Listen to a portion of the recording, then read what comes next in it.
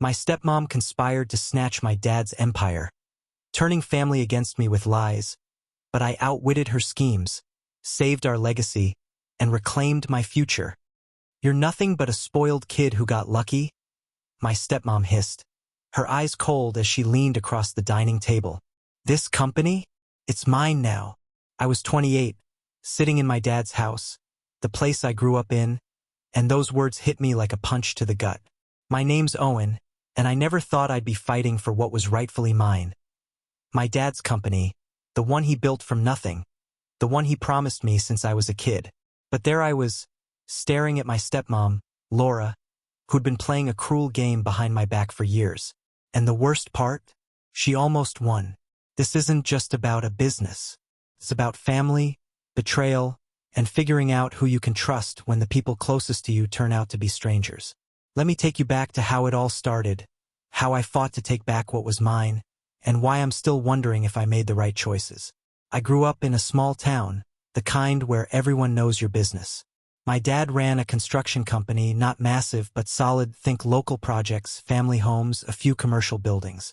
He was the guy who'd show up to job sites in a flannel shirt, joking with his crew, but he was sharp when it came to numbers and deals. I idolized him. When I was 10, he'd take me to work, let me help by carrying blueprints, and tell me, "One day, Owen, this will be yours." My mom passed when I was 12, and that hit us hard.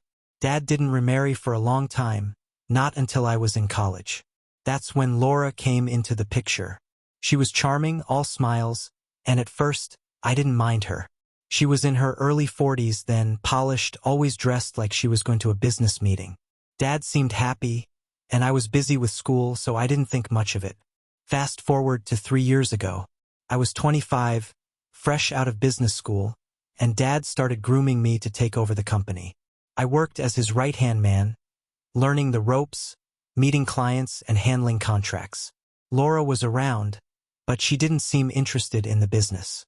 She'd make small talk, ask about my day, but I never got the sense she cared about the company. Or so I thought. Then Dad got sick. It was sudden, a heart condition that spiraled fast. Within a year, he was gone. I was devastated. The funeral was a blur, and Laura played the grieving widow perfectly, tears and all. I didn't suspect anything until a month later, when I got a call from Jared, my best friend and the company's accountant. "Owen, you need to see this," he said, his voice tense. "There's something weird with the company's paperwork." Jared and I met at his office, a cramped room stacked with files. He's the kind of guy who's loyal to a fault, always crunching numbers with a coffee in hand, and he'd worked for my dad since we were in high school. He pulled out a folder and slid it across the desk. "Look at this," he said. "Laura's name is on a bunch of documents, ownership papers, shareholder agreements. They're dated before your dad passed." I felt my stomach drop. "What are you saying?" "I'm saying she's been positioning herself to take control of the company. Your dad's will left you the majority shares. But these documents, they make it look like she's got a claim. And she's been meeting with lawyers." Couldn't believe it. Laura? The woman who'd brought me casseroles when I was studying for finals? But the evidence was right there, her signature, dates, legal jargon that made my head spin. Jared explained that Laura had been quietly transferring assets, redirecting profits to a separate account, and even convincing some of Dad's old clients to sign new contracts with her name attached. "She's been planning this for a while," Jared said. "And she's banking on you not fighting back." I went home that night and couldn't sleep. My dad's company wasn't just a business. It was his legacy, our family's pride. I thought about all the times he'd stayed up late, balancing the books, or driven hours to meet a client. And now Laura was trying to steal it? I was angry, but more than that, I felt betrayed. She wasn't just my stepmom. She was someone I trusted. A few weeks later, I started noticing how isolated I felt. The house I grew up in, once filled with my dad's laughter and the smell of his coffee, now felt like a battleground. Every time I walked past Laura's office, she'd taken over Dad's old study. I could hear her on the phone, her voice low and calculated. It wasn't just the company she was after.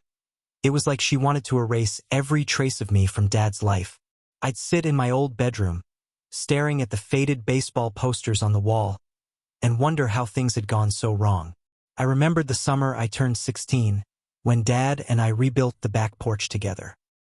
He'd handed me a hammer and said, "You've got to build things that last, Owen. That's what this company's about." Now, I was fighting to keep that promise alive, but it felt like I was losing a piece of myself in the process. The next day, I confronted Laura at the house. She was in the kitchen, sipping tea, looking like she didn't have a care in the world. I didn't beat around the bush. "Laura, what's going on with the company?" I asked, keeping my voice steady. "I saw the documents. Why's your name all over them?" Her face didn't change, but her eyes narrowed. "Owen, you're overreacting. I'm just protecting your dad's legacy. You're young. You're not ready to run a company. Dad wanted me to take over." I shot back. "He trained me for it.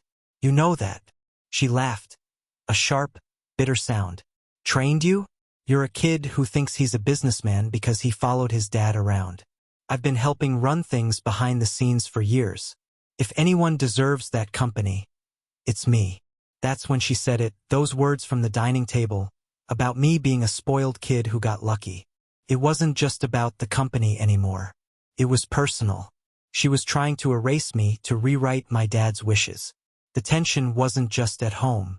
One afternoon, I ran into Mr. Callahan, one of Dad's oldest clients, at the hardware store. He was a gruff guy, always wearing a worn-out cap, but he'd trusted Dad for decades.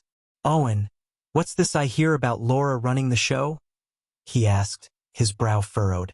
I tried to explain, but he cut me off.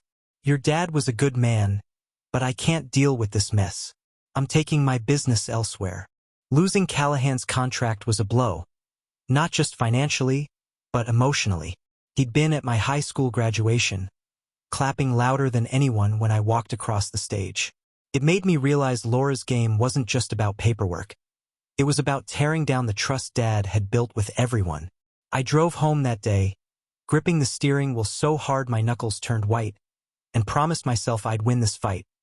Not just for me, but for everyone who believed in Dad's vision. Things got worse when Laura enlisted my cousin, Kathy, to help her cause. Kathy's a few years older than me, early 30s, and she's always been the type who stirs up trouble. She's loud, loves attention, and has a knack for twisting situations to her advantage. Laura promised her a cut of the profits if she helped sway family opinion against me. Soon, Kathy started spreading rumors, telling relatives I was too immature to run the company, that I'd tank it in months. The first sign of her influence hit at a family barbecue a few weeks after my confrontation with Laura. My younger cousin, Tim, who's only 19 and still figuring out life, pulled me aside by the grill. Tim's always looked up to Kathy, mostly because he doesn't know any better. His face was red, probably from too many sodas, and he looked angry. "Why are you making this so hard for Laura?" he demanded. "She's trying to keep the family together." I was stunned. Tim wasn't malicious, just naive. But his words stung because they showed how far Laura's influence had spread. I took a deep breath and explained the truth about the forgeries, the lies, everything. Tim's eyes widened, and he mumbled an apology, but the damage was done. That night, I lay awake, wondering how many other family members Kathy had turned against me. It wasn't just a legal battle anymore. It was a fight for the truth, and I wasn't sure I had the energy to keep explaining myself to everyone. Family gatherings got even more awkward after that. My aunt would give me pitying looks, like she believed Kathy's lies. My uncle pulled me aside and said, "Maybe you should let Laura handle things for now." It felt like I was losing not just the company, but my family too. As if that wasn't enough, my girlfriend at the time, Sarah, was getting frustrated. We'd been together for 2 years, and she was supportive at first, but the stress of the company drama was taking a toll. I was distracted, always on the phone with Jared or digging through paperwork, and I wasn't there for her the way I used to be. One night, she sat me down. "Owen, I love you, but this is too much," she said. "You're obsessed with this fight, and I feel like I'm not even on your radar anymore." "I'm trying to save my dad's legacy," I said, exasperated. "This isn't just about me." "I get that," she said, her voice soft but firm. But I need a partner. Not someone who's married to a lawsuit. That hit hard. I didn't want to lose her, but I couldn't let Laura win either. I promised I'd make time for us, but deep down, I knew I was stretched thin. The company itself was struggling too. Laura's meddling had scared off a few clients, and some of our best employees were jumping ship, worried about the uncertainty.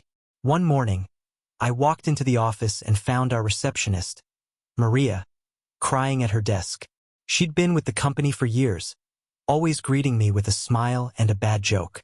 "Owen, I don't know if I can stay," she said, wiping her eyes. "Laura's been calling clients behind your back, telling them you're out of your depth. People are talking, and I'm scared we're going under." I felt a surge of guilt. Maria had a kid to support, and here I was caught up in my own fight, while the people who depended on the company were suffering. I sat with her, promised we'd get through this, and spent the rest of the day calling every client I could think of, reassuring them we were still the same company Dad had built. It was exhausting, but it lit a fire in me.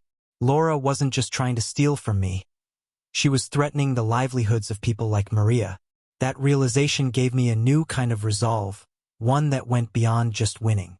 I wanted to protect everyone who'd stuck by us.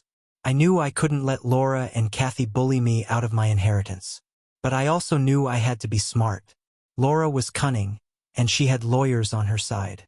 I needed a plan, and I needed allies. First, I turned to Jared. He wasn't just good with numbers. He knew the company inside and out. We spent weeks going through every document, every email, every contract. We found proof that Laura had forged some of the paperwork. Her signatures didn't match, and some dates were impossible. It wasn't enough to win outright, but it was a start. Next, I reached out to Austin, one of Dad's oldest employees. Austin was in his 50s, gruff but loyal, the kind of guy who'd worked for my dad since the company was just a pickup truck and a dream. He'd been sidelined by Laura, but he was furious when I told him what she was doing. "I'll talk to the crew," Austin said. "They trust me. If you're fighting for the company, they'll back you." With Jared and Austin on my side, I felt like I had a chance. But I still needed legal help. That's when I hired a lawyer, a guy named Mike who specialized in family disputes. Mike was expensive, but he was sharp. He warned me that Laura's case was strong on paper, but her forgeries and shady dealings could tip things in my favor if we played it right. The legal battle was brutal. Laura's lawyers dragged things out, filing motions, delaying hearings. She kept up her act in public, playing the grieving widow who just wanted to protect the company. Meanwhile, Kathy was still stirring the pot, telling anyone who'd listen that I was greedy and out of my depth. But I wasn't backing down. I started meeting with clients, reassuring them that the company was still solid. I worked late nights with Jared, coming up with a plan to stabilize the business. And I leaned on Austin to keep the crew motivated. Slowly, we started turning things around. The breakthrough came 6 months into the fight. Mike found a smoking gun, an email from Laura to one of her lawyers, admitting she'd adjusted some documents to secure her future. It was sloppy, and it was exactly what we needed. We took it to court, and the judge wasn't impressed with Laura's excuses. Her lawyers tried to spin it, but the evidence was clear. The forged documents were thrown out, and the original will, naming me as the majority owner, stood firm. Laura's claim crumbled. But it wasn't over yet. Laura tried one last desperate move. She showed up at my house, tears streaming down her face, begging me to work together. "Owen, I'm family," she said. "I made mistakes, but I was just scared. Let's run the company together. It's what your dad would have wanted." I wasn't buying it. I'd seen her true colors, and I wasn't about to let her anywhere near the company again. "Laura, you had your chance," I said. "You chose to play dirty. Now you're out." She left, and that was the last I heard from her. Kathy, realizing the ship was sinking, backpedaled fast, claiming she'd been misled. I didn't trust her either, but I let it slide. Family's messy, and I didn't want to burn every bridge. Today, I'm 30, and the company's mine. It's not perfect, we're still recovering from the chaos Laura caused. But we're stable. Jared's still my right-hand man, Austin's running the crew, and we've even landed a few new clients. I feel like I'm finally living up to my dad's trust in me. Sarah and I didn't make it. The stress was too much, and we broke up a few months after the court case. It hurt, but I've made peace with it. I'm focusing on the company and myself for now, and maybe one day I'll find someone who gets what this fight meant to me. Looking back, I learned a lot. Trust is fragile, especially when money and power are involved. Family doesn't always mean loyalty, and sometimes you have to fight for what's yours, even when it feels impossible. But I also learned I'm stronger than I thought. I didn't just win the company. I proved to myself I could handle whatever life throws at me. Still, I wonder if I could have done things differently. Should I have confronted Laura sooner? Could I have saved my relationship with Sarah if I'd balanced things better? And what about Kathy? Should I give her another chance, or keep her at arm's length? So, I'm curious. What do you think? Was I right to go all in on this fight, or did I miss something? If you were in my shoes, what would you have done? I'd love to hear your thoughts, because even now, I'm still figuring out if I made the best choices. Appreciate you watching. Give it a like, hit subscribe, and catch more drama next time.